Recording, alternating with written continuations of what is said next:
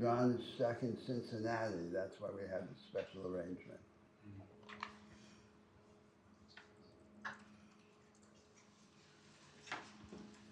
All right, let's begin. John, do you want to begin? Yeah, I'm just to let everyone know, I told Roberto this. I gave a talk yesterday, and my flight this morning was canceled, and so I wasn't able um, to get back in time. So I'm still in Cincinnati, which is why I'm not in the room. Um, Today we're going to discuss Huey Long, uh, who's I think, a absolutely fascinating figure. You read some material on Huey Long. Let me just give you a kind of overview, and then we can start the discussion. Uh, Huey Long has long been celebrated as both a populist champion of the poor and also denounced as a fascist or a demagogue. Uh, Huey Long was loved and hated in certain respects in that sense. Really, just in that sense, he reminds me of Trump in that a lot of people love Trump and a lot of people hate him. Huey Long was otherwise very different from Trump. Unlike Trump, Huey Long advocated sharing wealth. He grew up very poor, unlike Trump. He largely refused to race bait. And he also came from dirt poor farmers. And the very fact that Huey Long, as a Southerner in that time, his refusal to race bait was especially among white Southern politicians who were almost entirely white at that time was very unusual. Huey Long also flagrantly ignored the Constitution and ignored a number of democratic rights. Robert Penn Warren, the Southern writer, essentially wrote a book called All the King's Men, and Willie Stark, the central character, was based on Huey Long. Robert Penn Warren was very critical of Long, but did not do his homework to appreciate and understand how important Huey Long was for um, white Southerners in particular and Southerners in general. He was born dirt poor in Louisiana. He was a traveling salesman while studying for the law, including studying for a short period of time at Tulane. He passed the bar exam in 1915. He ran for the governor of Louisiana in 1924, lost that campaign, was elected governor in 1928 amid this scandal, and was reelected to the United States Senate in U.S. Senate senator in 1932. Long throughout his adult career defined people as either a friend or an enemy, and there was no real in between. He tried to destroy his enemies and he tried to control his friends. As Louisiana governor, he rammed bills through his mostly obedient legislature. One of his opponents at one point walked up to him, thrust a large volume into his face, and said, "Maybe you have heard of this book. It's the Constitution of the state of Louisiana." And Long responded, "I'm the Constitution now." As governor, Huey wanted a new governor's mansion without asking for legislators' approval, which was required. He received a loan of $150,000 from the State Board of Liquidation, the agency authorized to borrow money.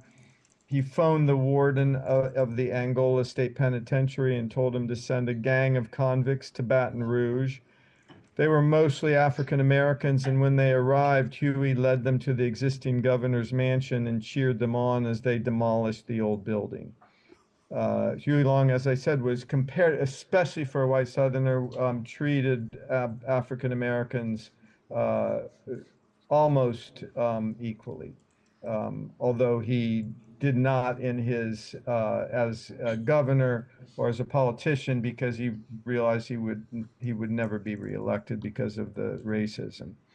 Huey was responsible for the Art Deco State Capitol, built in 1932. If you've been to that capitol, it is truly one of the one of the most beautiful capitals in the United States. And he built it in 32 after winning his bid for U.S. Senator. Once, while ramming bills through his obedient legislature, one of Long's opponents walked up to him, thrust a large volume into his face, and said, "Maybe you've heard of this book. It's the Constitution of the State of Louisiana." And Long replied, "I'm the Constitution now." So it highlights he did not want to be hamstrung by the laws of the state, or to a certain degree the laws of the nation. He sought almost dictatorial control, although importantly, was not a dictator. As governor, he modernized the state of Louisiana. He created paved roads. In fact, it was one of his greatest accomplishments. From fewer than 300 miles of paved roads and only 3 bridges in the entire state at the beginning of his administration, by the end, there were 3,000 miles of paved highway, 40 bridges, and 4,000 miles of new gravel farm road. Essentially, he brought the state of Louisiana into the 20th century. He expanded inadequate public health facilities. He improved conditions for mentally ill. He founded a major medical school. He transformed LSU from a provincial school to a major, highly respected university. And for several decades, LSU was ranked alongside the Ivies. Long started night schools. He supplied free school books. He created state-supported school buses. He created new classroom facilities for poor children. He increased taxes of the rich and of corporations, especially utilities, to help the poor. And he helped create a modern infrastructure with basic services and facilities on which economic progress depended. Long was the very first Southern demagogue to leave aside race baiting and to address the plight of the poor, both black and white. Unlike other demagogues, his rise to power did not depend upon stoking the flames of racism and lynching. He genuinely treated blacks in the South, although he did not and felt like he could not do so through legislation, but he was friends with numerous blacks. In the Senate, Long took a seat in 1932. He supported FDR in the 1932 presidential election. At the Democratic Convention, Long gave a rousing speech for FDR. Clarence Darrow, the criminal lawyer, told Huey Long that his speech was one of the greatest summaries of fact and experience he had ever heard.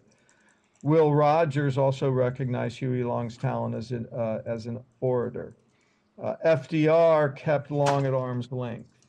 He worried that if the Depression was not soon curtailed, the American people, much like those in Germany and Italy, would lose patience with the democratic process and turn to radical leaders like Huey. FDR also said of Huey Long, "It's all very well for us to laugh over Huey Long, but actually we have to remember all the time that he really is one of the 2 most dangerous men in the country. We shall have to do something about him." The second most dangerous man, FDR said later, was Douglas MacArthur. At that year's Democratic National Convention, Long kept the delegations of several wavering Southern states in the Roosevelt camp. And as a result, Long expected to be featured prominently in Roosevelt's campaign, but was disappointed with a peripheral speaking tour limited to 4 Midwestern states.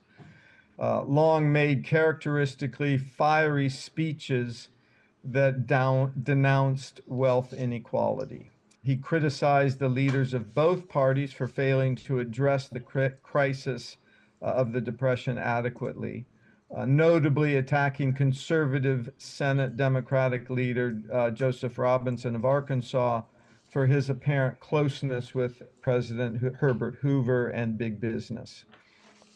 Long split with FDR in 1833 and became a critic of FDR's New Deal. As an alternative, Long proposed a plan called Share the Wealth in 1934, which he implemented in Louisiana. And to stimulate the economy, he advocated massive federal spending, a wealth tax, and wealth redistribution. These proposals drew widespread support, with millions joining local Share Our Wealth clubs. And he included in the Share the Wealth clubs, which provided basic conveniences and money for people who were completely out of it, borrow or loan the money. He included blacks as well as whites in his Share the Wealth organization. Long said of FDR, I can outpromise him and he knows it. People will believe me and they won't believe him. His mother's watching him and she won't let him go too far. He's living on inherited income, end quote. Over time, Huey developed an almost pathological hatred of FDR. And he said of FDR, he believed that anyone with a physical infirmity was bad or affected in other ways, as one supporter recalled. Huey Long would quote the Bible to the effect that God had put his mark on such people. Long also hated FDR's NRA, National Recovery Act, which supervised fair trade codes, guaranteed laborers the right to collective bargaining, suspended antitrust laws, and allowed industries to collaborate with the federal government. Long was poised rather for a 1936 presidential bid, where he wanted to run for president against FDR. And he was assassinated by Carl Weiss inside his Louisiana state capitol in 1935. His assassin was immediately shot and killed by Long's bodyguards. Although Long's movement faded, Roosevelt, FDR, adopted many of his proposals in the Second New Deal, and Louisiana elections would be organized along anti or pro-Long factions through the 1960s. Long left behind a political dynasty that included his wife, Senator Rose McConnell Long, his son, Senator Russell B. Long, and his brother, Governor Earl Long, among others. As I said, he was assassinated in his state house in 1935.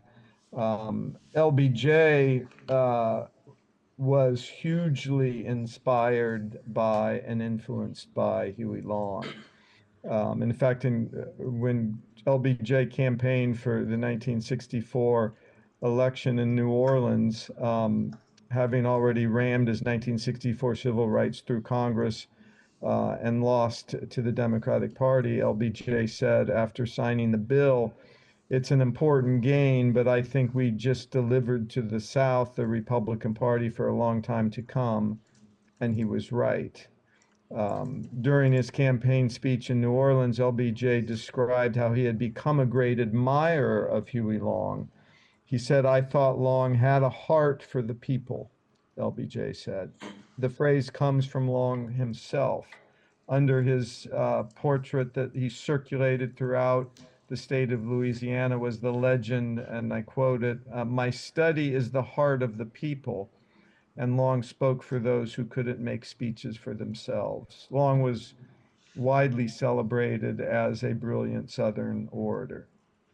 Robert Penn Warren borrows wholesale in his opening chapter a lot of the details of Long's life. LBJ said that LBJ said that the state of Louisiana hasn't heard a true political speech in 30 years since Long.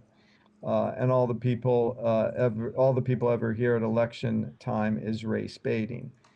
LBJ knew that racism was the poison preventing the South from realizing its potential. The motives of LBJ were impugned. What did he really think and feel about blacks? The motives of Huey Long were widely impugned because a lot of people thought he was simply ambitious. So in other words, there's long been a comparison between LBJ and Long, both Southern major Southern politicians. Long was no LBJ. He said comparatively little about blacks, but because he did not stoke racist fires, Louisiana blacks liked him. He was sui generis in many respects.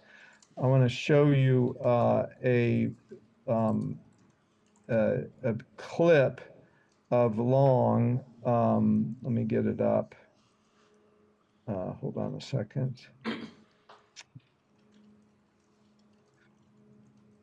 Hold on a second.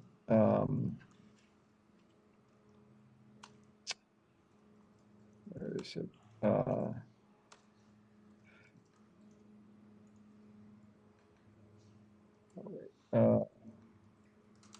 It is, I just had it.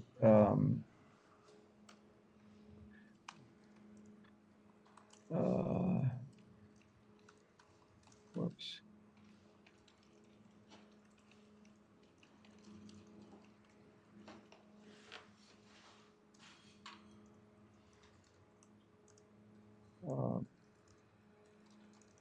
Hold on a second. Sorry about this. It is.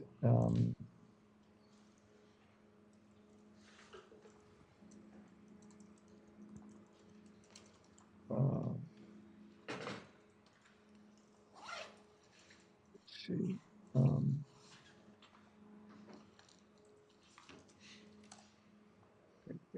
Um,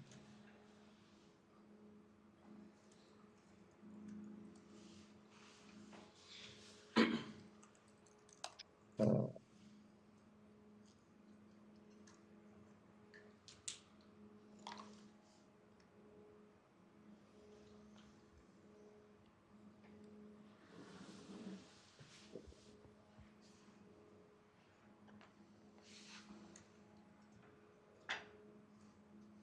where did it? Sorry about this. I had it in front of me.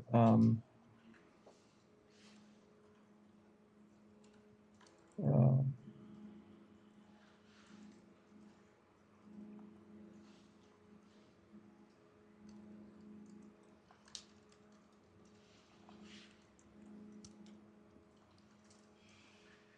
Shoot.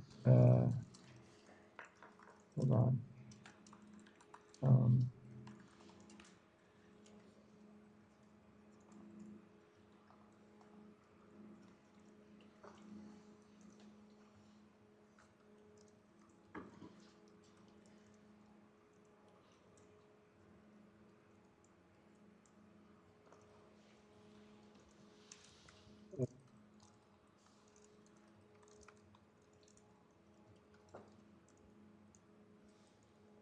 Sorry about this. Where did it go?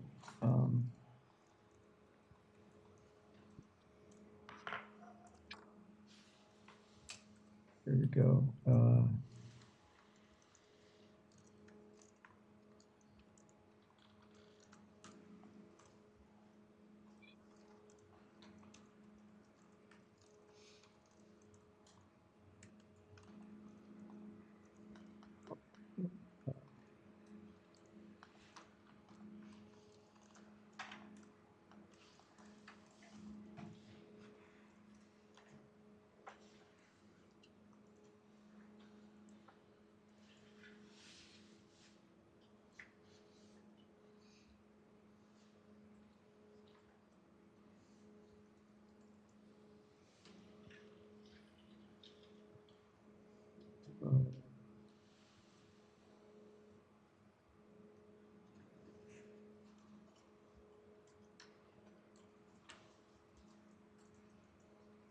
hold on. Um,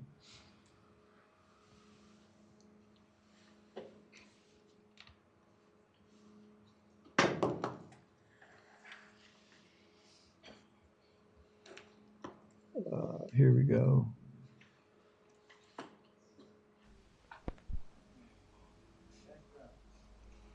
Quite an honor for Mr. Harry Link to come around to my apartment here in the New Yorker Hotel this morning. And Harry, what I want you to do is to see my composition, Every Man a King. Fine. I want you to play it over for these people.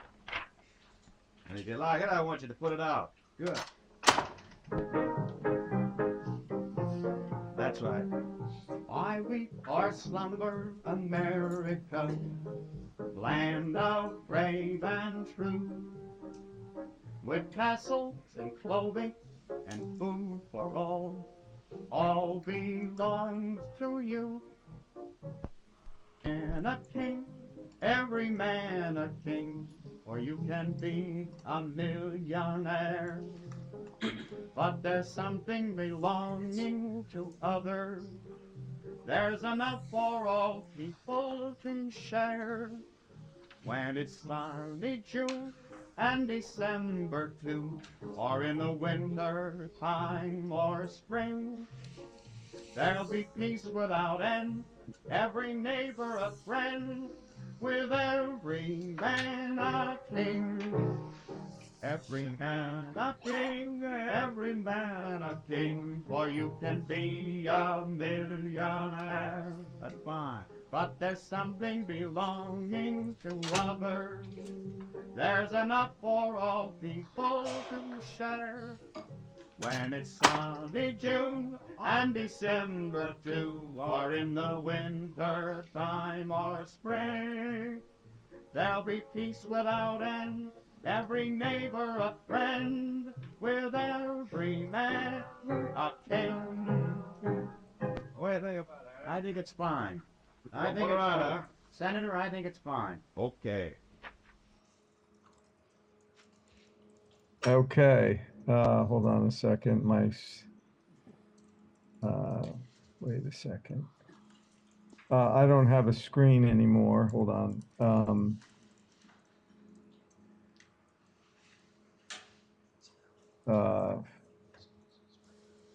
Did all of you were able to see that and hear that? Yes. Okay. Um,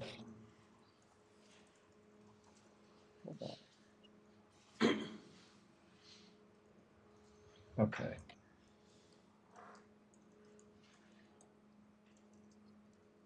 So you read some material from or on Huey Long, and I'm curious to know how you respond to Huey Long. He's uniquely different than any other figure that we've encountered so far in a lot of respects.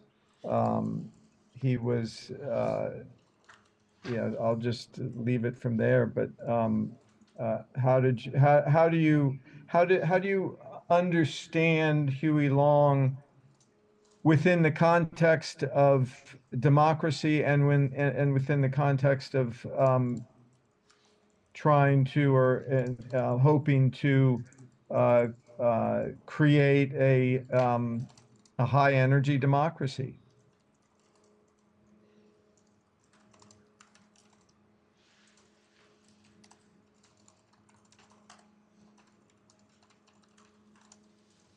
Okay, now I can see the classroom.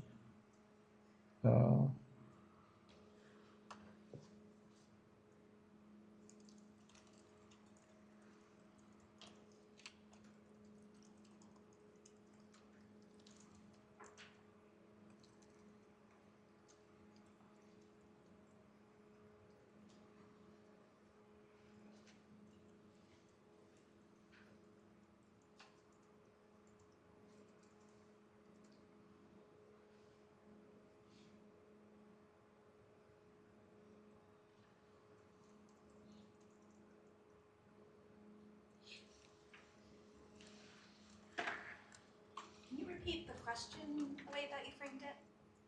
Yes. Go ahead. asking if you could If repeat you the could question. repeat the question, John. Your Oh. question. The question is about, I'm curious what you all thought of the readings on Huey Long himself, and especially from the perspective of to what degree can Huey Long help us or United States today in helping to create or revive a high energy democracy?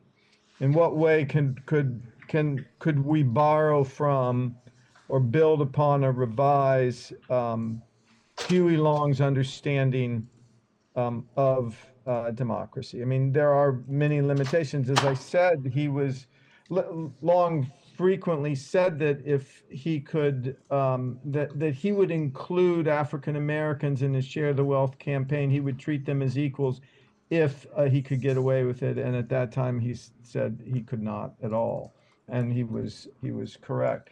He was also, like many presidents and politicians, in a certain way, corrupt. Long was, I mean, he was born dirt poor, and by the time he died, he was the equivalent of a multimillionaire, which happens a lot today.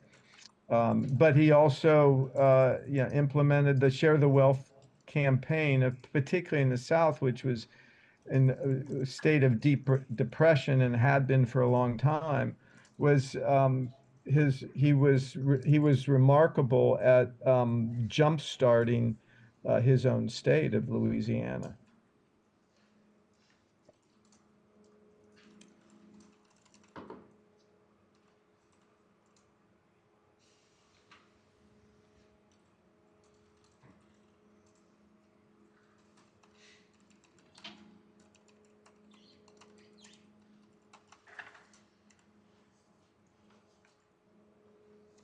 Any Would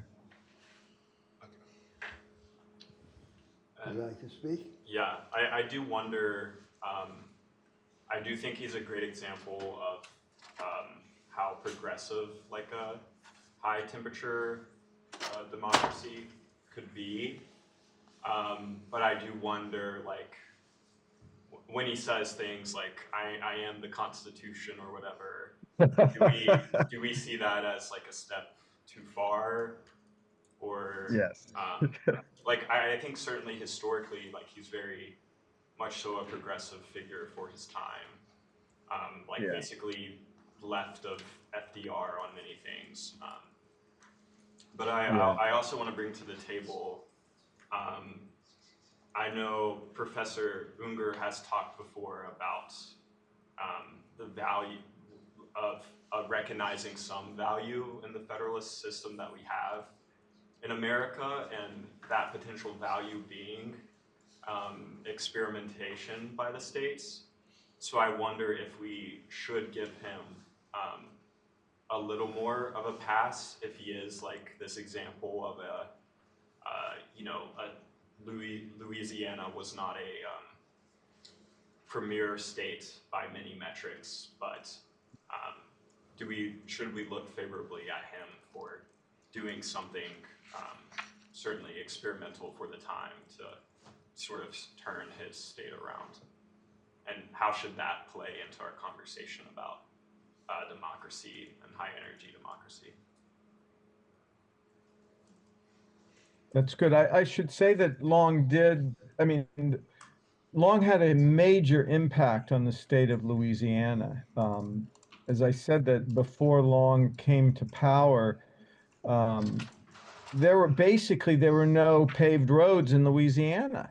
And the schooling in Louisiana was among the worst in the country. And by the time Huey Long died, I mean, LSU, far more in the past 30 to 40 years, LSU was considered essentially analogous to the Ivies in the way that Long's helped to recruit major scholars from all over the country to teach at LSU, and it still remains as a state school. one of the leading public universities in the country. That was a major contribution. Long's John? very effort John, at his creating his wealth campaign as essentially the equivalent of a redistribution was also hugely original almost at that time. So there was, you know, he greatly increased the status of Louisiana as a state. did he have a personal hand in recruiting thinkers with contrasting ideas? Yeah, he was actually he was very good at recruiting scholars and politicians who had different views from himself.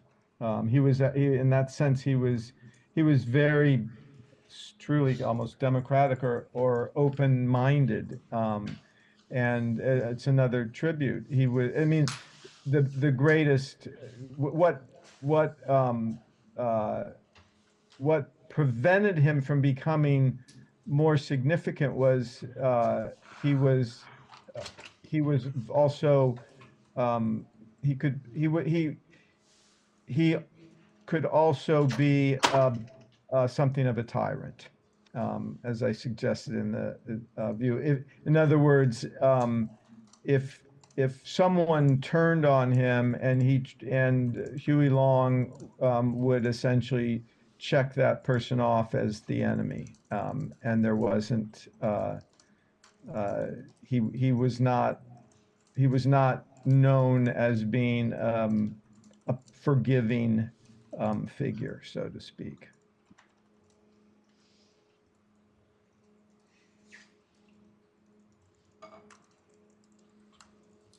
Yes. I think something else about Huey Long within the context of democracy is I think it's really interesting that he was trying to listen and to respond to this local outrage, but that he never actually kind of had the grassroots organization locally that I think a lot of politicians, you know, maybe today are more successful with. Like I remember reading that his share our wealth clubs, he kind of would speak in cities and then expect them to spontaneously kind of emerge without actually trying to put down roots anywhere and establish them himself.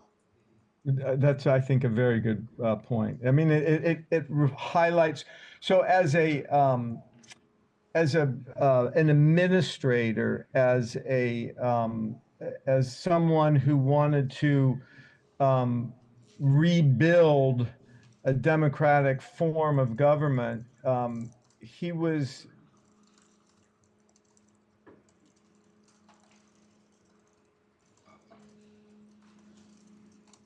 John, I think we lost you. Are you there? Things at once, and he was also. Pardon? Can you hear me? We lost you for a minute there, but go on. Oh, that he was.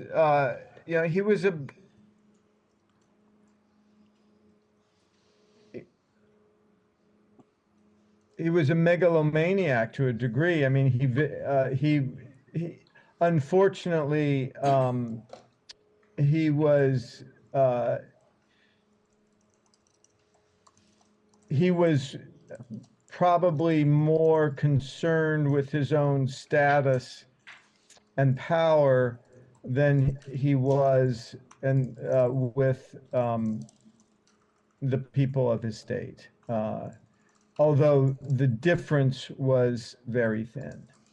In other words, he cared a lot about his state, he cared a lot about the nation, but he was partly because of his upbringing, for all kinds of reasons, he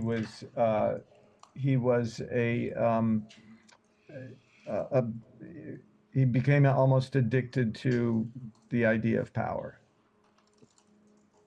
which has a long history in the United States.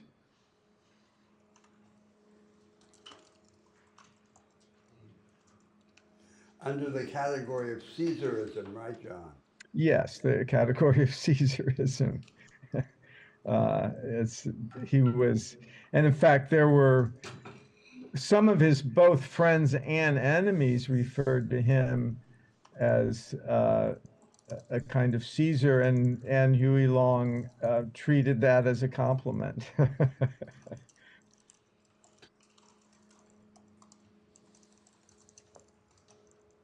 Yes. Yeah, I think when we talk about Huey Long and many populists like him and their interaction, I guess, with institutions, there's always a challenge. From what I Speak see, a little louder. yeah, there's always the challenge of different incentives for the populace versus the institutions of democracy, right? And I think Yeah. that they both, in a way, they further different democratic values. The populists, like Huey Long, they further the the popular sovereignty that's at the basis of democracy, right? You have that high energy democracy. You have lots of participation in it, right? But it's always important to keep in mind, or I don't know if this is an inherent quality of populism, but it seems to be a recurring quality, is that populists are concerned with the right now. Like their incentives are gains right now, even if it's at the expense of the institutions, right? So Huey Long, like he said, I am the Constitution, right? So Right, he's already, right. he's very, like, but you could say that, I am the Constitution, but my intent, my incentives might be good at that point. They, might be to further the populist, interests right now, right?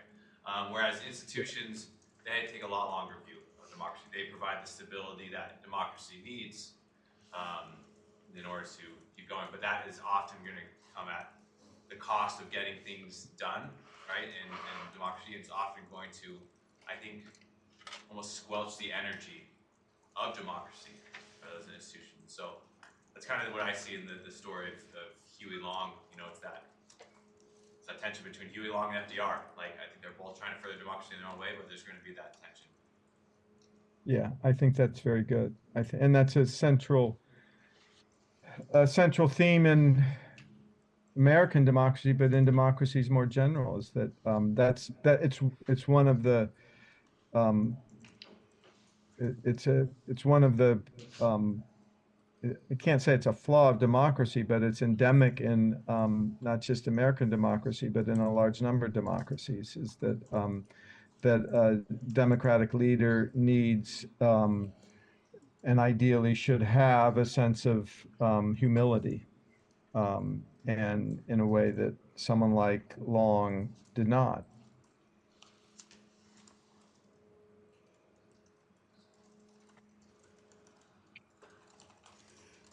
John, I would make at this point in our conversation 3 remarks in Okay. in ascending order of complexity and reach to illustrate the potential and also the limits of the kind of politics that Huey Long espoused. The first remark regards the contrast between redistribution, which is compensatory and retrospective, and structural change. So Right. I spoke about this in an earlier class. There is always a priority over structural change, meaning institutional change, over change which is just retrospective and compensatory. So by compensatory and retrospective change, I mean the attempt to come afterwards. The market generates certain inequalities. Right. Then the redistributor comes later and tries to cancel out the effects of the market. That's Yeah. retrospective and compensatory change. And it has inherent limitations because if the redistribution is strong enough to annul the effects of inequality, it's often also strong enough to begin to subvert the arrangements and incentives of the established market order.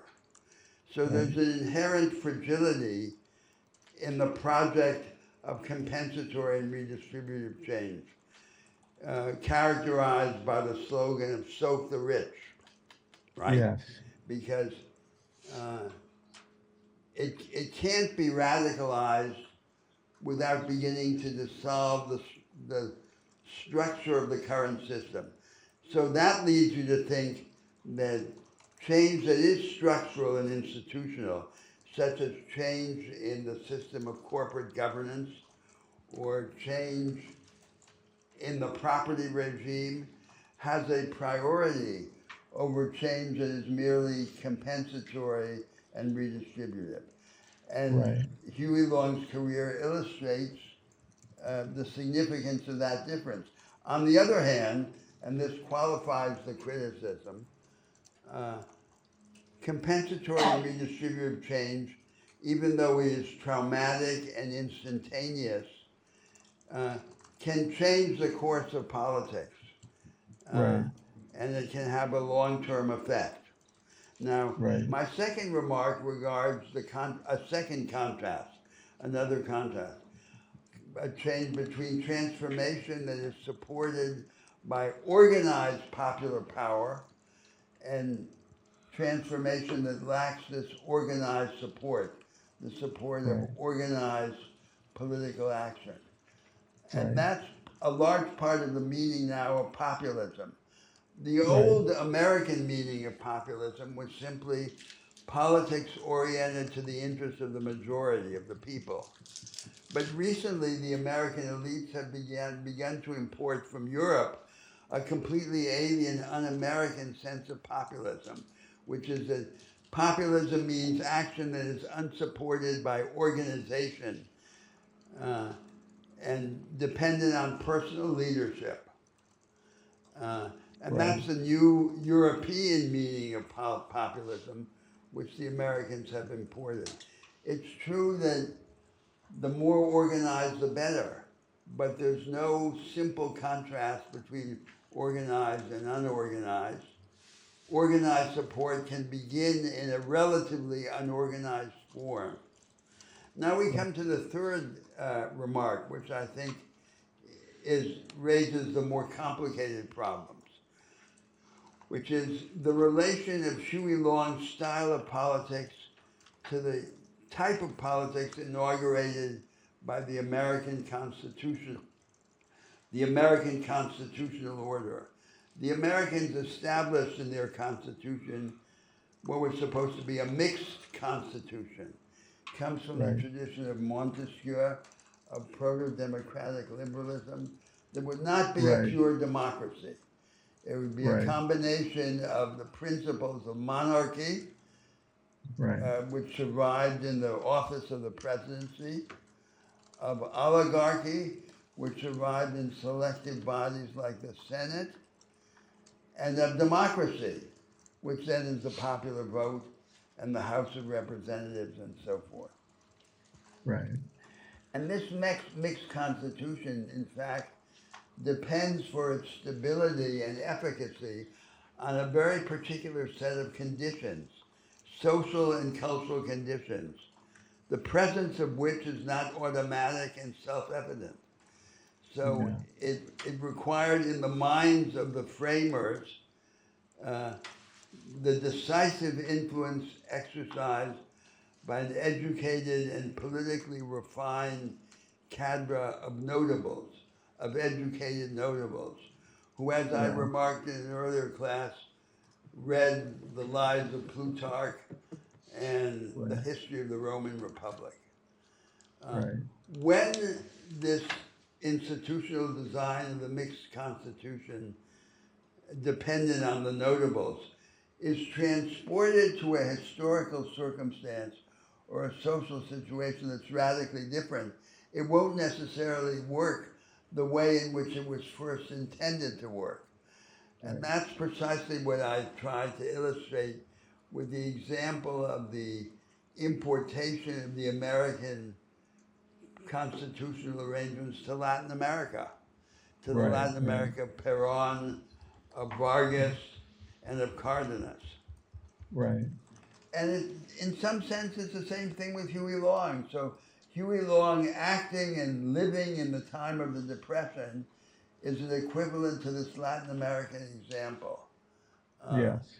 And in that circumstance, the arrangements of the proto-democratic liberalism that the Americans espoused in their Constitution will tend to be subverted. Roosevelt carried it up to the limit, and Right. hesitated in a certain moment about whether he should attack the independence of the Supreme Court. That was the dispute that culminated in the struggle over the court packing plan and so forth. Right.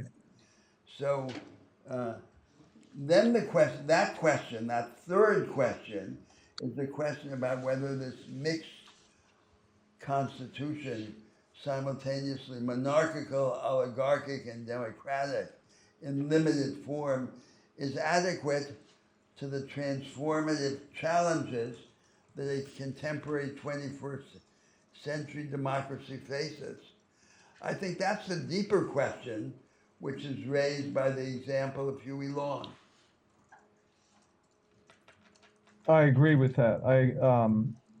I mean, Long focused primarily on his state, but he faced the challenges that you just sketched out, but on a smaller scale, on a much smaller scale. And so to continue it, I mean, as I said, he radically transformed his state. Before he came to power in Louisiana, it was a complete backwater state. As I said, there were no paved roads in Louisiana before Long came to power. Zero. So essentially, most Louisianans, with the exception of a very small number of wealthy elites who were in the cities, and only a couple cities, I mean, they were essentially poor farmers, or Yes. But very very poor. John, you touch there on the single most famous problem of reform in the history of republics, including the history of ancient republics. The crisis produced in the Roman Republic by the attempt of the Gracchus brothers to bring a set of agrarian reforms was precisely about this. It was the fate of the smallholders. The fate of the smallholders after the Punic Wars in the Roman Republic. And the most common theme of reform in republics in this 2,000-year history has been the fate of the independent small-scale proprietors.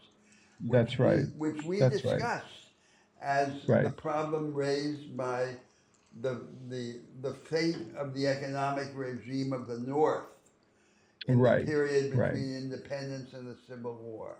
Whether the Americans would be able to continue the tradition that affirmed the priority of a property-owning democracy, which means a democracy of smallholders, among other things. That's right, and which is the that Huey Long succumbed to. I mean, Huey Long was, I completely agree, his vision of a good democratic society was way outdated. He still was, to a certain degree. I mean, he also he was in a way sharing the dreams of the Gracchus brothers. Yes. So he was familiar with. It seems to me that the central theme that emerged from our earlier conversation about the fate and future of that tradition is the impossibility of reconciling small scale, in this case in agricultural production, with the relentless imperative of economies of scale.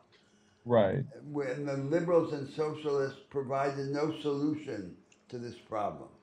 Then the banker, the corporation, J.P. Morgan, appear on the horizon, and they say, we can do it.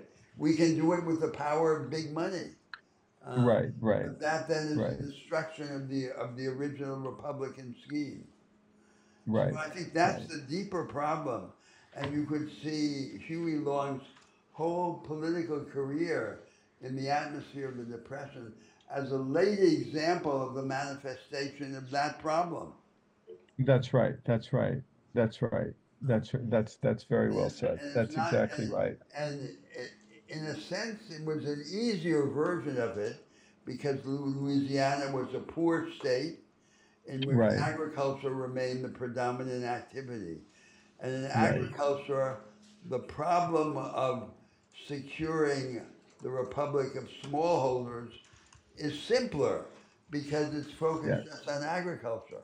Once you Right. bring it into manufacture and services, it becomes immensely more complicated and even less susceptible to the kind of solution which was proposed at that time.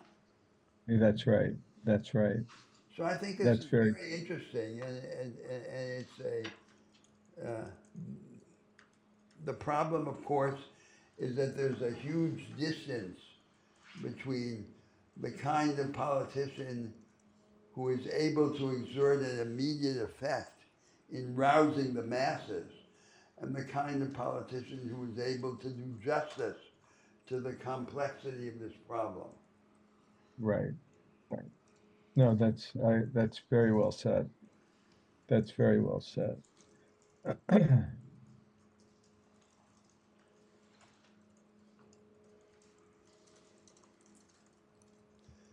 So what the Americans now call populism, which is a politics with a minimum of organizational basis, is a kind of shortcut, and like every shortcut, dangerous.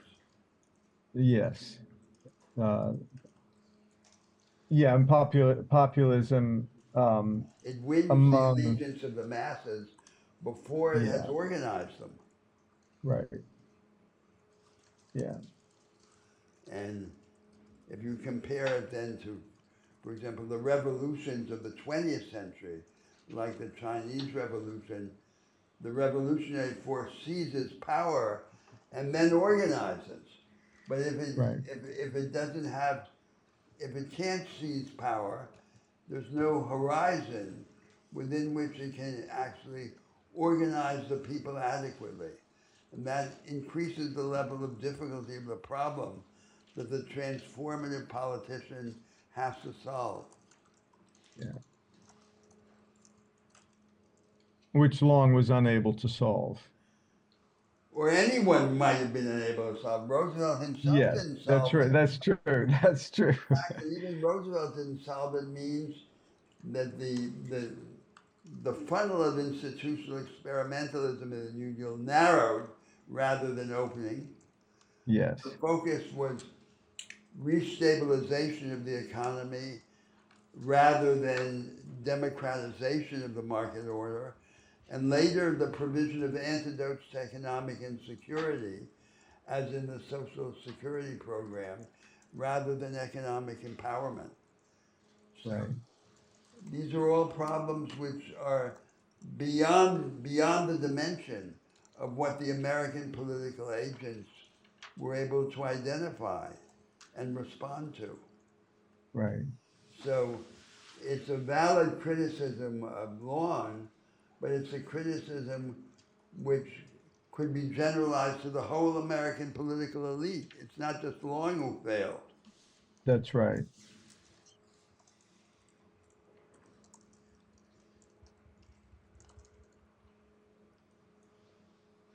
And I think That's this is a characteristic problem in these political debates, and it presents a conundrum, right? Because the right. more you think about them, the more you realize how the problem is deeper, more complicated, more subtle than it first appears. But Right. then it reaches a dimension at which you say, it was already difficult, now you're redefining it in a way which makes it even more difficult. Yeah. Well, that's the problem, which it would take Right. political genius to That- solve. Right. And yeah, how do you solve this much more difficult problem? It is, and Long did not. Well, this wasn't even in the horizon of his That's right. understanding. For Long, he was basing his vision of democracy on the previous on the simple contrast, like William Jennings Bryan, of the Yes, interest yeah, of the people against the interest of the elites, in which yes, everything is evident. You take wealth from the rich and you give it to the poor, Robin Hood. But that's right, not good enough. right, That can only be the first step.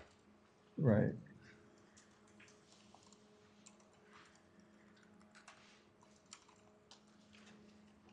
Any comments from the class?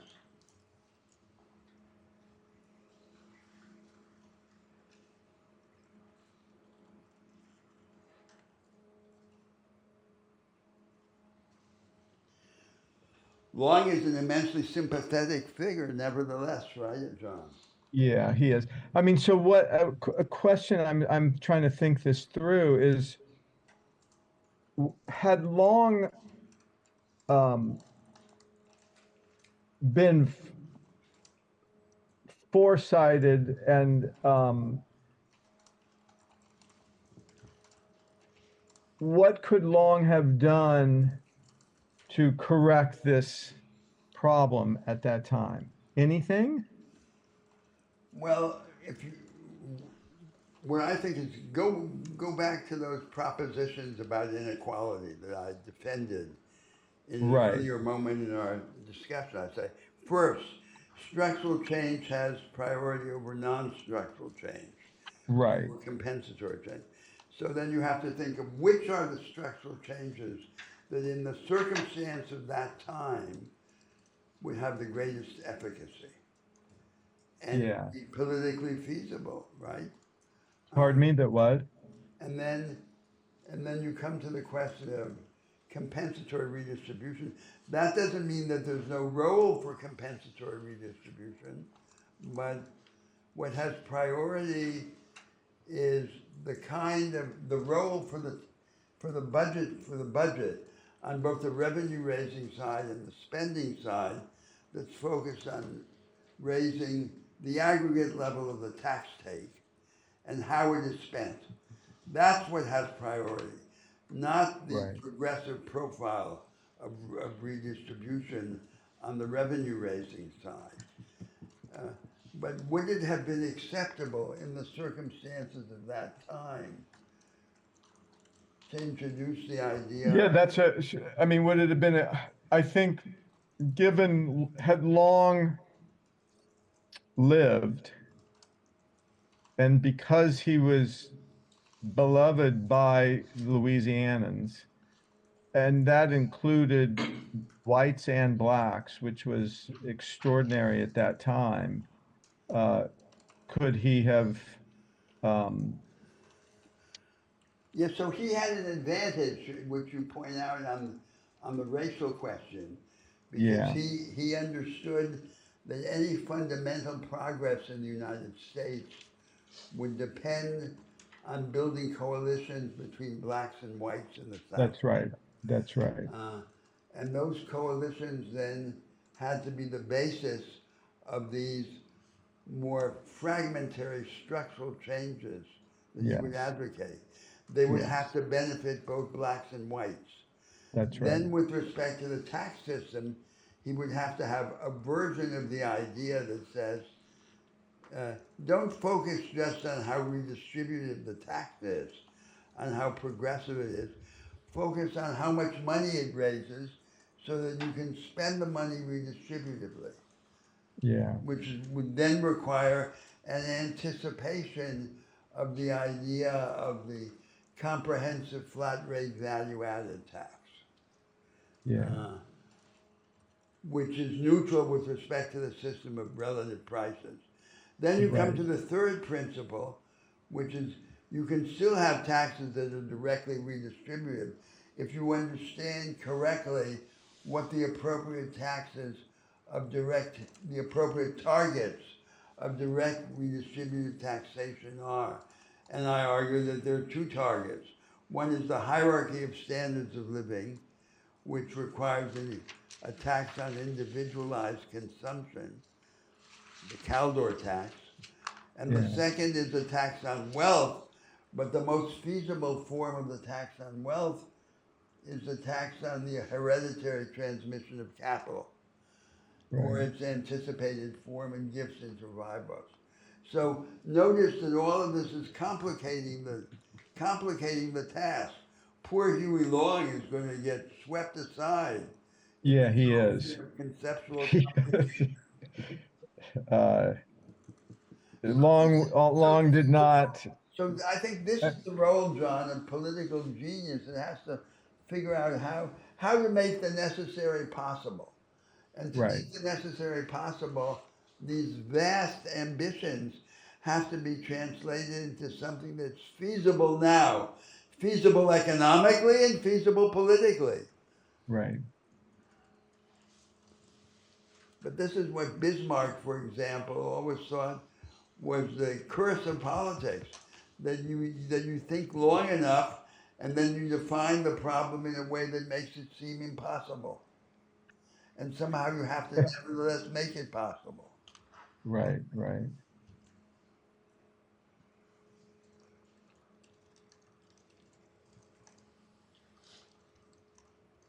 So Huey And Long's solution Long is was, I mean, being guided by heart in a certain direction. yes. And that's necessary, but it's necessary as the point of departure, but it Yeah. can't be the point of arrival. Yeah.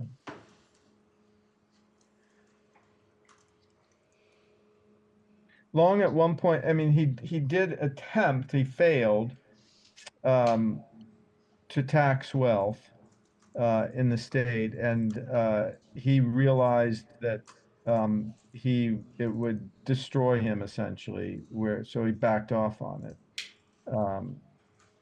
But that's why I raised that question. But you're absolutely right. Professor? Yes. Professor, in our discussion, you've talked a lot about the way in which Long was able to navigate racial tension in a way that other politicians of the time weren't. And I guess I wonder, do you think that the personalist politics and sort of the sort of class struggle that Long kind of embodied, is that like a necessary feature to, I guess what I'm saying is like, is the otherization of the wealthy required in order to create solidarity between like the racial groups at that time? Do you think that there's a different way that he could have gone about that while still? I think they're all connected, these themes. I think that one way to approach your question is to look at it backwards, from the perspective of today back to then. And from the perspective today, it seems pretty clear to me that the attitude to the relation between race and class that has come to prevail in the United States is destructive to any progressive politics. So this is the attitude that I labeled as the threshold view, that racial injustice is separate from class injustice and has to be dealt with as a prior matter, as antecedent. That's destructive. And we see how it's destructive. Just take the example of affirmative action as a singular expression of it, with the three evils that I tried to enumerate. One is that it generates benefits in inverse proportion to the need for them. It benefits most a black business elite, less the black working class, of policemen and firemen and government employees, and least of all the people who really need it most, who are the mass of poor blacks in the prisons and in the secondary part of the labor market. Then the second evil is that it separates the leadership of the blacks from the rank and file and co-opts them into the elite structure. And the third is that it provokes the whites, who see this with some justice as a conspiracy between the black elites and the white elites against them. So that was a disaster in American progressive politics. And so that's in turn what made possible the basis of conservative hegemony in the United States for 50 years was the basis of the political ascendancy of the conservative Republicans was to combine material concessions to the asset holding classes with moral concessions to the non-asset holding classes by their style of identity politics, the moral agenda, the anti-abortion thing, and so forth. And a condition for the efficacy of that conservative strategy was this way of dealing with the relation between race and class.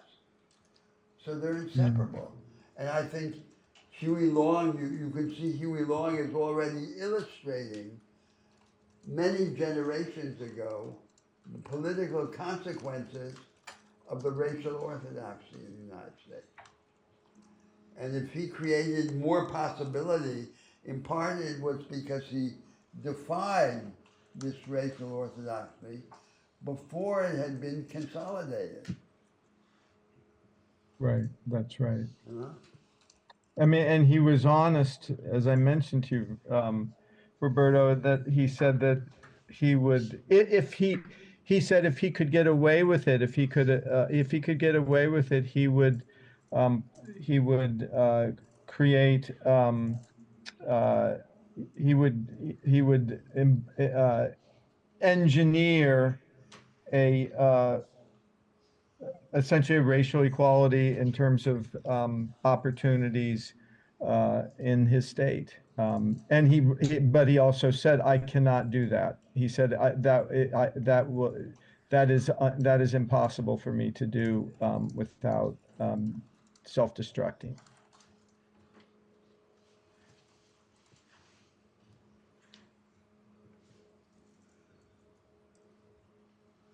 Yes, of course, there's always the question of whether these initiatives that are declared impossible are really impossible. That depends on what alternatives you discover in detail. That's right. That's right.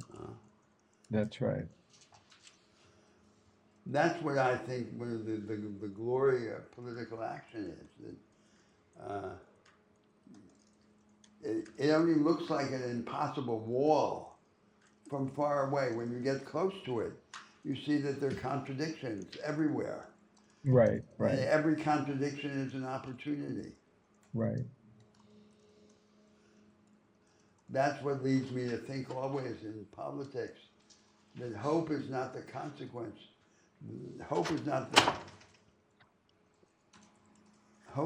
the cause of action. Hope is the consequence of action. We can act out of indignation, out of any number of motives, but through action we discover transformative possibility at the micro level, and little opportunities become big ones. Yeah.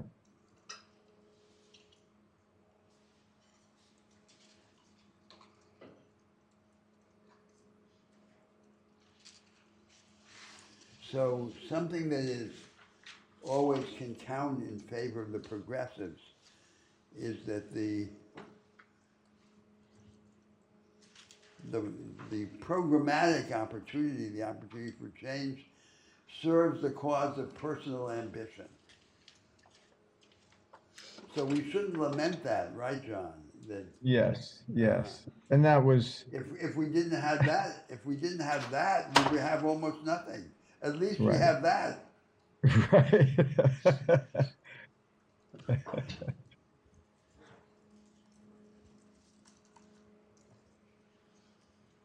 Yeah.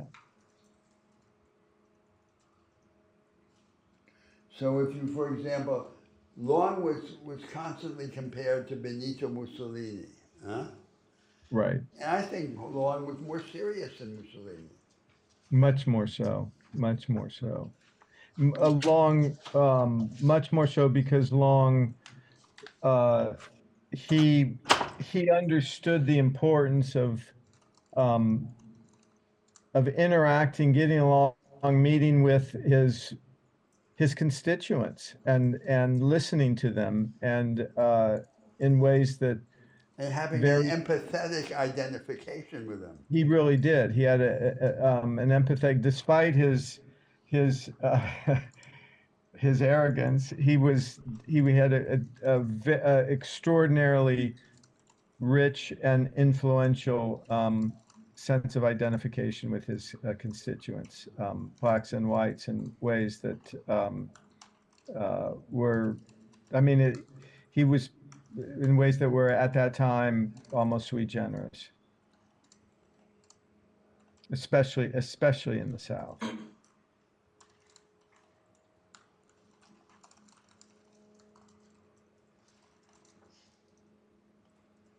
Professor? Yes. I'm curious what the takeaway is around like checks and balances, because it seems like he did, he was able to do the things he wanted, and he pushed it all through. And I'm thinking about comparing to now, and we have these structures set up in our democracy that are supposed to be checks and balances, but we've seen where they don't hold up. And is there something unique? So what's the implication? You're saying we need more lawns, right? What's the implication of your? I guess I'm wondering if the structures are just faulty, like they don't hold up in the face of someone like Long. But I'm not quite understanding. And so what are you arguing? I think I'm worrying more than I'm arguing. That when the Constitution was created, I've always learned there was so much worry about this. So they created all of these checks and balances to prevent power. Well, the premise of the whole Madisonian scheme is that there is an order which has to be protected against the disturbances of politics. That like a perpetual motion machine, and at that time, and of course, it included slavery, among other things. But the whole system in which there would be a slave economy in the South, there would be a system of petty commodity production and self-employed petty proprietors in the North, that would go on forever under the watchful eyes of this patrician elite of educated notables. But of course, history isn't like that. History is about the ravages of time on all these institutional programs. And the defect of that system, the cardinal defect, aside from slavery, which is the immense defect, was that it couldn't preserve the position of the protagonists in the North, this class of self-employed, small-scale proprietors. They would be washed away by economic concentration. So then there had to be a democracy which is capable of producing the innovations, both in the organization of politics and in the organization of the market order, which could preserve what was essential. So I think it's a completely different task. The task is not to preserve forever the order which was created then, which we now know with hindsight could never have been preserved. It would only, you could only preserve it if first you abolish slavery, and second you showed in the North how small-scale property could be reconciled with economies of scale. Unless you did at least those two things, you could not preserve the republic. That was the essential point. And now, to have a republic which is capable of generating solutions to those problems, you can't have a republic in which everyone is tied up. Everyone's hands are tied to the mast. Mm-hmm. You have to have a republic which is capable of radical innovation.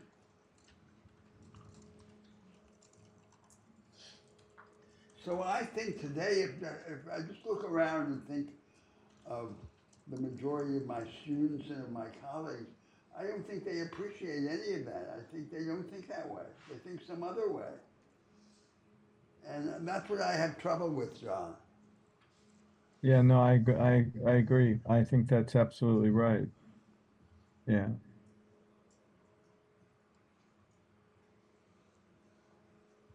That I think this conversation is in danger of seeming too melancholic because that's not what I intended to be.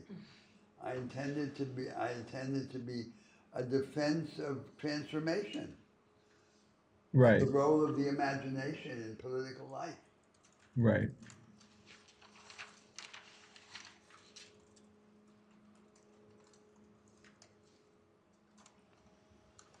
That's exactly right. The defense of transformation, both in political life and cultural life. I mean, as Yes, of course. Because, yeah, as we've because seen in in the end, the these are ideas. yes, yeah, The ideas are in force, they acquire force, but they are ideas. yeah.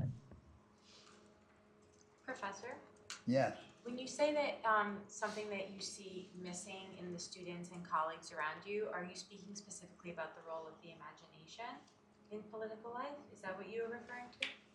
Well, The role of what? I didn't hear the. Was the observation that Professor Unger was making about what he sees in his colleagues and his students, is it the lack of believing in like the role of the imagination? yeah, but that's just a high flown view, right? That's not the detailed view, the view from underneath. The view from underneath is about things like quite precise. That's what I was saying, reconciling small-scale production and property with economies of scale, things like that. That then leads you to deal with what is the form of politics that is capable of generating solutions to problems like that, which aren't Right. problems that resonate just, that can be solved simply by giving some particular group more entitlements to something.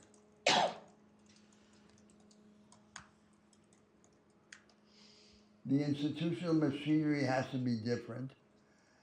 And the institutional machinery, what we require of it is not just that it be capable of generating a one-time solution to one problem at one time, but that it be capable of continuing to generate solutions like that. Right. And that's In some where, respect- that's where the imagination comes in.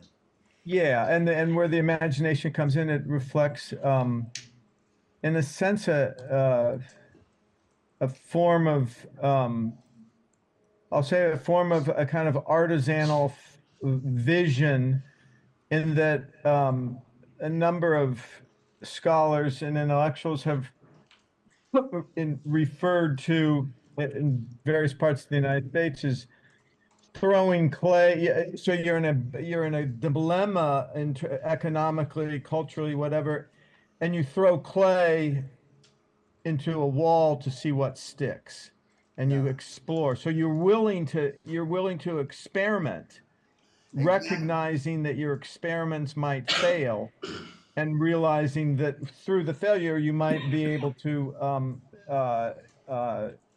transform or revise and improve upon what had failed until you reach a solution that economically and And culturally. Roosevelt was a genuine experimentalist. He was an Yes, authentic exactly. I mean, experimentalist. But in even many so, respects, that his Roosevelt's. experiments, as we can see looking back on them from the perspective of today, were far Yeah. too narrow. Yeah, I mean, a number of scholars have pointed out that, I mean, that's why I use the metaphor. A lot of scholars have said that, FDR, what his great accomplishment is, he's willing to throw clay against the wall to see what stuck. In some cases he was wrong, but a lot of other cases, in other instances, he was correct. So I think it's interesting just to spend a moment on this conversation, turn the conversation to the abstract theme of the imagination. So what is Right. imagination? Imagination has two moves. One move is distancing from a phenomenon. That's the move Right. that Kant emphasized. An image is the memory of a perception. So to What'd you say? An remember, image have is to a memory of distance- what? What? And what'd you say? An image is the memory of what? What was the last word? And an image is the memory of a perception. Right. Okay. So you have to be distanced from it in order to remember it. Right. So that's the first move, but that's not the central move of the imagination. The central move of the imagination is the second move, which is that in order to understand the phenomenon, you have to subsume it under a range of penumbral variation. Variation in the domain of the adjacent possible. The theirs from which you could, to which you can get from here. That's the second move of the imagination. So you have to take a phenomenon like the atomic structure of a particular object in the world and ask what it could next become given certain interventions, certain attacks that it suffers. And that's how we understand anything, natural or social. We understand it by insight into transformation. If we don't have a transformative imagination, we don't understand it at all. We just rationalize it retrospectively. Then the imagination degenerates into retrospective rationalization. And that's what, for the most part, we have in the social sciences. We have what the philosophers call right-wing Hegelianism. Yeah. Hegel is rational. It's the negation of insight.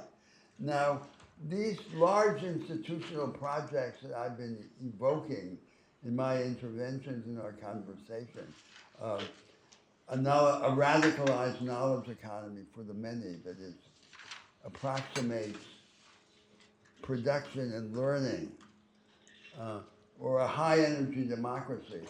These are the institutional vehicles of the imagination. It's as if we took this idea of imagination that I've just expounded and described abstractly and tried to give it a collective and institutional form. It's this kind of politics, it's this kind of production. So we discover by creating novelty. And that's how I see the relevance of the theme of the imagination.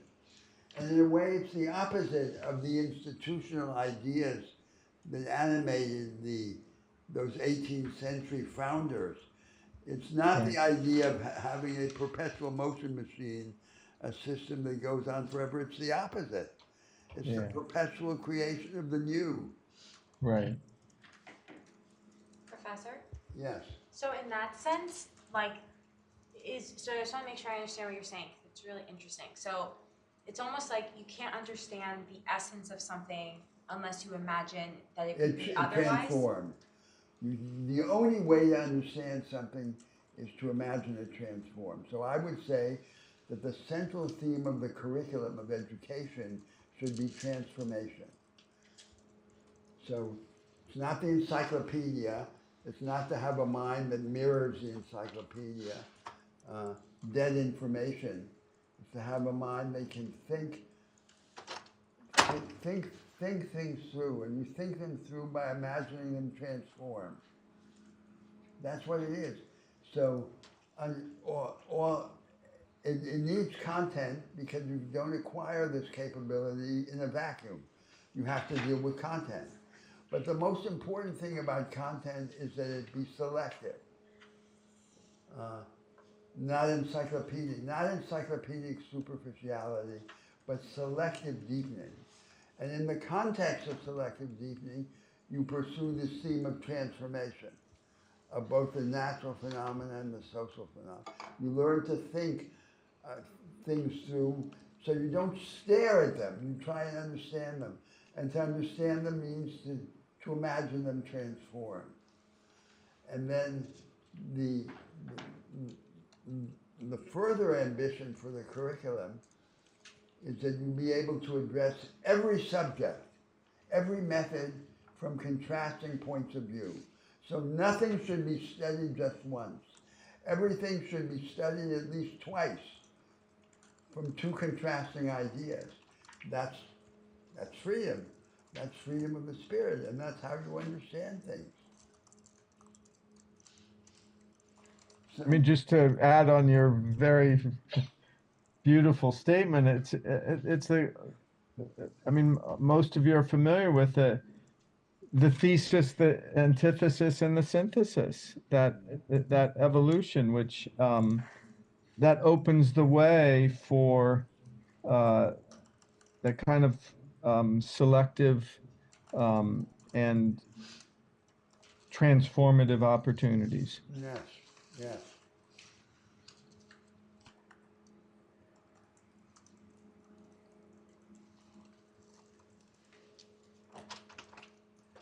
Professor? Yes. So I'm trying to follow the connection with Huey Long. And what would you say are the conditions, what you just said made sense to me. So what are the conditions that would allow that to happen within a political climate? What do the conditions need to be to allow that kind of imagination to take place at a political? Well, I think that the conditions are paradoxical in the following sense. So the dominant spirit. So what is now the orthodoxy in the North Atlantic world? The at least before the recent rise of the so-called right, the orthodoxy was social democracy, and now the orthodoxy has become social liberalism, which is a flexibilized form of social democracy.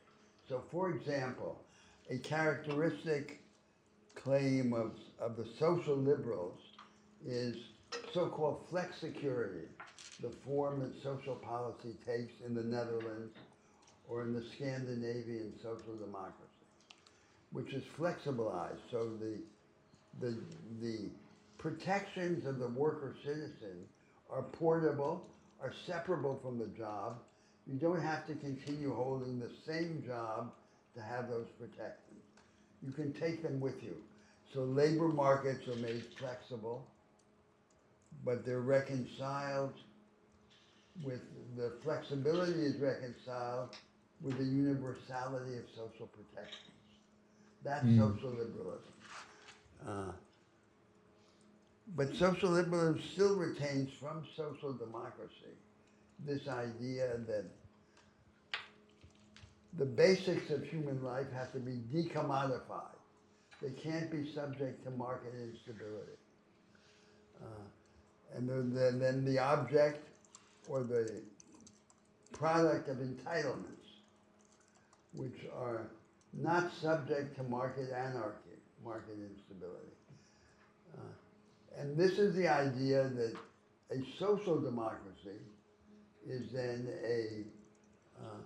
a way of protecting the ordinary people, the mass of people, the majority of people, from radical insecurity. This is Roosevelt's idea also. But that's not enough, because that's only half of the story. The other half of the story is that there has to be in society a storm of innovation, an ability perpetually to create the new, which has to be reconciled with this wave of decommodification. And the storm doesn't occur automatically. The storm has to be arranged. That's the paradox. And that means in the economy, a much more radically experimentalist form of production. In politics, a high energy democracy that doesn't require crisis as a condition of change, that elevates the temperature of politics, the energy level, and that resolves impasse quickly. Because as it elevates the temperature, it has to hasten the pace of politics. So those projects of a knowledge economy for the many, or an inclusive vanguardism, and a high energy democracy are the institutional translation of this idea of arising the storm, which in turn is also related to this notion of looking for the institutional equivalence of the idea of the imagination. That's the higher form. And there's a lot in American culture and American experience that should be sympathetic to this. Because if the United States is anything, historically, the United States has been a society of tinkerers. That's what the country is, right, John? Yes, yes. Uh, And that Society of Tinkers continues to exist although at a very, very low scale. yeah. Um, but there are still mostly older people who still embrace this. I mean, we'll see it in Ford next week. I mean, he always saw himself as a tinkerer, Yeah. uh, even though he was way beyond that, and after he creates the Ford factory, but he always defined himself as a tinkerer. So if we're not radical thinkers, we're in the hands of dogma. We're in the Right, hands of tradition. right, We're in the hands of what the past gave us, the, right. the tyranny of the dead over the living and so forth. And that's the negation of what these societies of the new world should be. They're supposed to be. Yeah. Professor, Yes. When you're describing the sort of willingness that would be needed for people to be okay with something not being like as it is, right? And to sort of like to not like look at something as okay, that's the way it is, period, but be like open to all of these other ways that that thing like could be. Do you think that I'm just trying to think about like I can imagine how people would be so uncomfortable with that there's almost Well, like that requires a change in, quote, human nature, right? Because as the poet Auden said, writing about babies, he said, they would rather be ruined than changed. But we're all like that. So, but I don't want to impose an impossible demand on the ordinary human being of susceptibility to permanent transformation. So it's and I can explain it by a more abstract discourse. So imagine that there are two categories of moves that we make in the world. There are the routine moves that we make within a framework of arrangements and assumptions that we take for granted. And then there are the extraordinary moves by which from time to time, typically under the provocation of crisis, social crisis or personal crisis, we challenge or change pieces of that framework. Now, what should be our aim?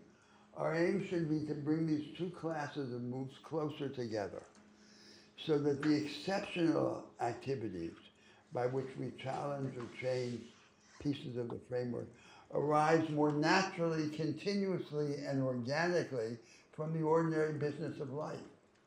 So we don't need a crisis in order to have a transformation. We render the project of transformation banal. We make it permanent. And in this way also we take away from it its terrors. So that's the kind of, if it is a transformation of human nature, it's a transformation in that direction. Which is saying you're either, it's like a building. You build a building so that it can sway in the wind, so that it's flexible. And does that mean it's fluid, or does that mean it's more stable? It's more stable if it's flexible, right? Because it's this banalization of the idea of transformation. You undermine the radical contrast between being the same and being different.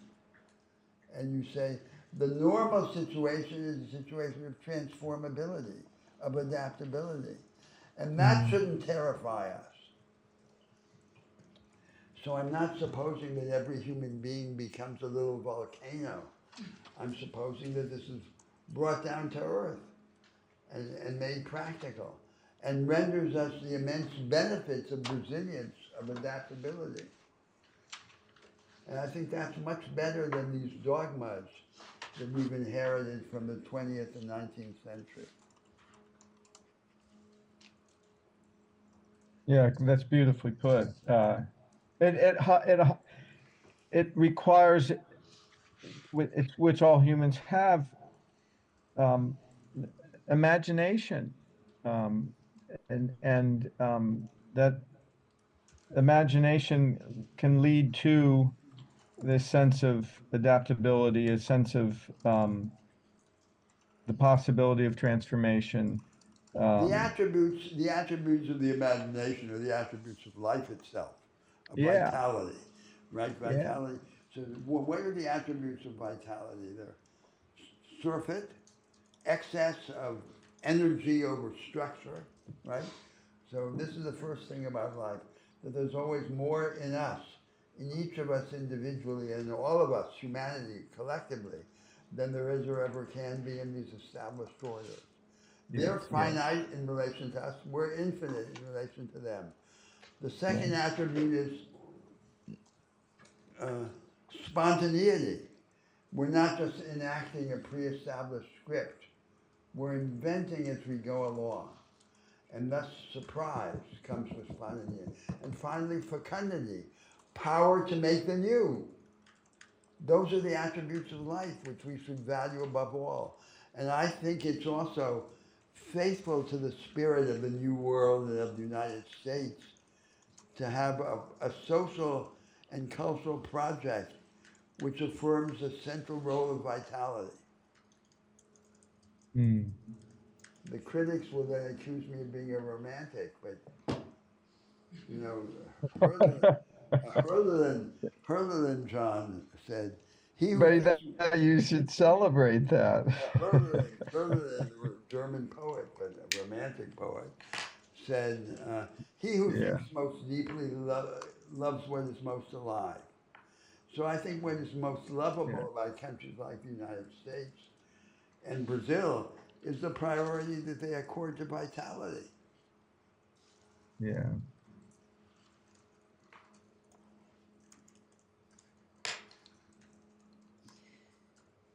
But it puts me in an uncomfortable position because here I am surrounded by Americans, right, John?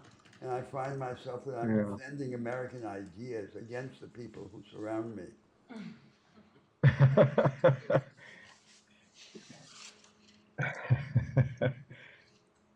How do you, could I ask a question? Yes. I love this. I love your romantic view. And then I'm trying to reconcile it with what you said about. Yeah, but be careful about the equation with romanticism because there's one bad side to romanticism, which I don't want, which is the romantic idea is that there's a contradiction, an insoluble contradiction between spirit and structure. So the romantic notion is, what's the moment in which you're most yourself? It's the moment of pure love, contrasted to the routines of married life. So in the romantic novel, the object is marriage, but the marriage is never depicted in the romantic novel because the marriage is unimaginable. Or the crowd in the streets, the revolutionary mob, in contrast to bureaucratic routines and organization. So the romantic believes that the moment of pure humanity, of authenticity, is the moment of the disruption of structure. The structure will come back. After the Cultural Revolution, the Chinese state will reassert its power, its authority. But in that brief interlude, you'll be fully alive and fully human. So a failure of the romantic vision is it's a form of despair about the relation between spirit and structure. What it despairs about in particular is our ability to change the relation between structure and spirit so that there can be a form of structure which is more hospitable to spirit and not in simple contradiction to spirit. And that's a vital claim in these institutional arguments. So that's why I would defend myself against the accusation which I leveled against myself of being a romantic by saying that's the kind of romanticism I don't want. Yeah, no, that makes sense. I Right. appreciate that. How do you account for the risk of, like, when after the Civil War, when, you know, the Rockefellers and Gilded Age barons came in and said, oh, we can do it, and all of a sudden you had they're making these enormous profits. Like, so imagination can go in many different ways. And how do you balance the risk of just bad intent? I don't pretend to suppress risk, right? I think one of the truest philosophical statements that was ever made was the observation of the philosopher Alfred North Whitehead, that the business of the future is to be dangerous. So I don't want a future without danger, nor do I think there can be one. But I think we can imagine risks as we can imagine everything else, and we can provide for them. But I don't.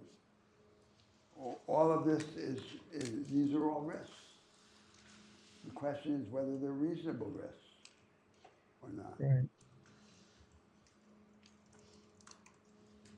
And in fact, I mean, just to build on that, to go back to the romantic idea, there's long been two forms of romanticism: the dark romantic and the light romantic, and it comes out of this the degree to which there is that you don't have total control over that idea and how it might be implemented. Sure. So being sensitive to both forms of romanticism, the dark and the light, has been for a lot of intellectuals and artists very helpful. I think one of the most constant ideas in the career of liberalism, of liberal political philosophy, is to think of liberalism as a kind of insurance against the tyranny of the majority. Yeah, no, I think that's great. But it's not an insurance. So the way to cure the defects of democracy is always more democracy, not less democracy. If you have less democracy, what you'll get is what we have now in the United States.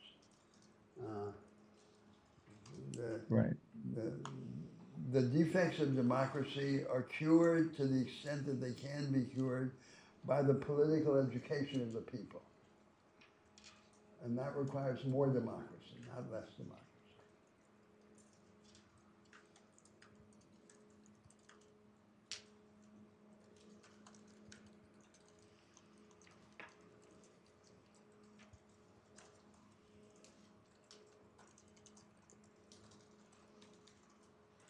John, would you like to leave us with some other? Yeah, just to build again on what you said, is that I'm just thinking of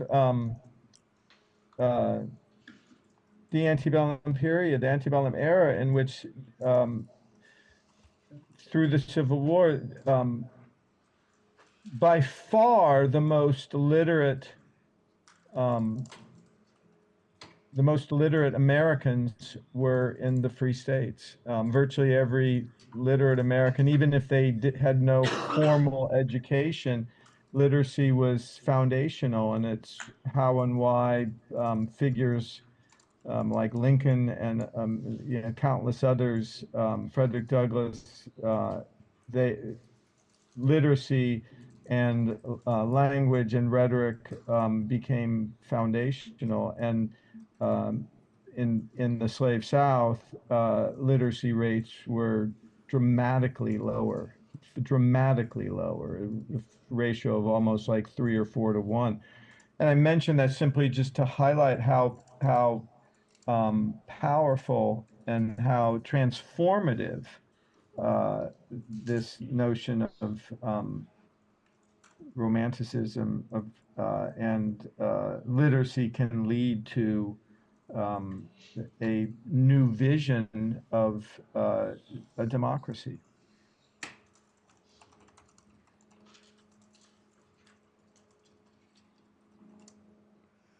John, Eric Stouffer, or Eric Stouffer. Hello? Shall we adjourn a few minutes early? And are there other questions or criticisms or comments? Yes. As you can tell, I'm very interested in this imagination concept that you've been talking about. Yes. I'm wondering what role you see American religion playing in that?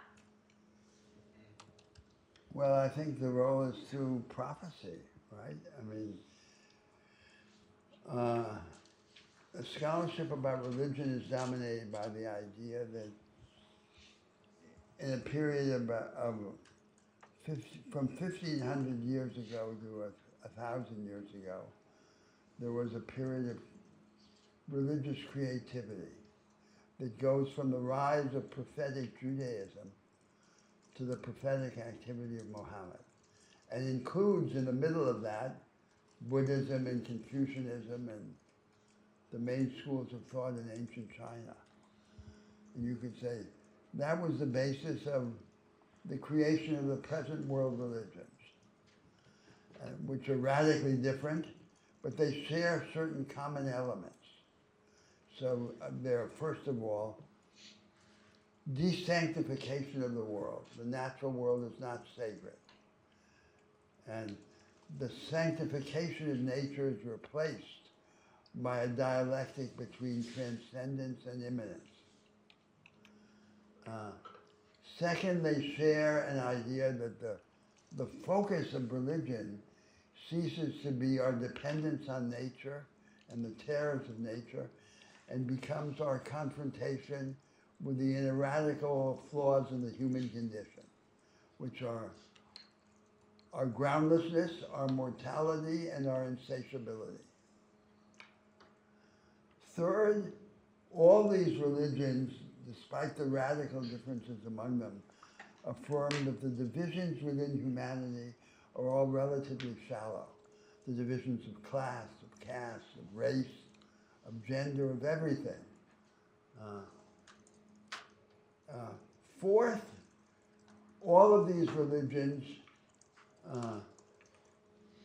derided and attacked what was then the dominant ethic in the great civilizations, which was the ethic of martial valor and proud self-assertion,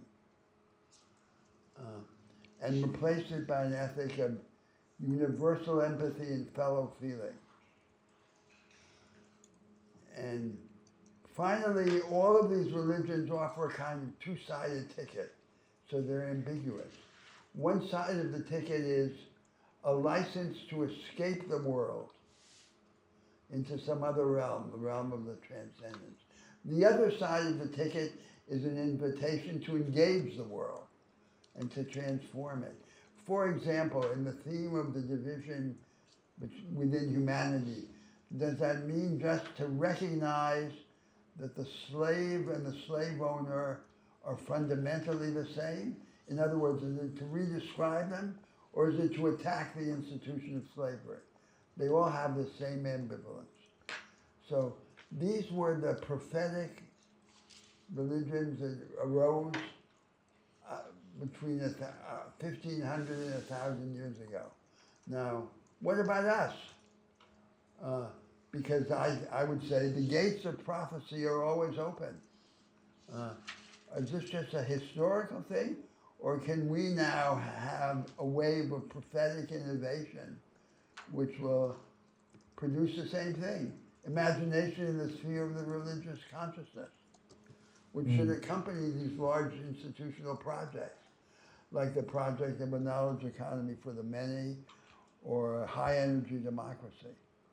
So that's the way I would think about religion. I think of it not as something that happened to us hundreds of years ago, but something that can happen to us in the future. That's so, and all of the transformations that we've been discussing can have a religious form, dimension. Tocqueville said in his book on the Ancien Regime that every great revolution is simultaneously a political revolution and a religious revolution, by which he meant a revolution in institutions and a revolution in consciousness. So I think that all of these issues that we're discussing have a religious dimension and invite us to take this dimension of prophecy. In a democracy, the school should be the voice of the future. It shouldn't be the instrument of the state or of the family. And the schools should recognize in every young student a tongue-tied prophet.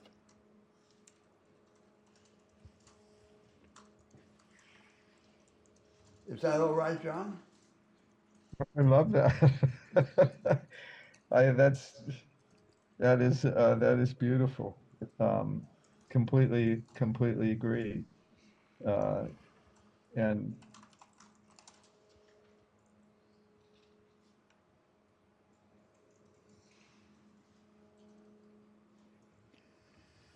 So that's and it. yeah, just to, I mean, Roberto, what you said, the religion facilitates the idea that the gates of prophecy are always open. Yes. That's in essence a foundation of all religions, Yes. um, Or should be. or should be, right? I don't think they've all recognized this already. Yeah, And some of them think that the gates are closed, but Yeah. those that think that are mistaken. right. So John, as always happens in human life, we've run out of time. Okay. Have a good recess. Thank you. You too. I'm sorry. I wish I could have been there, but my stupid flight was canceled, and I will be back later tonight. Good. I'll talk to you soon, John. Okay. Take care.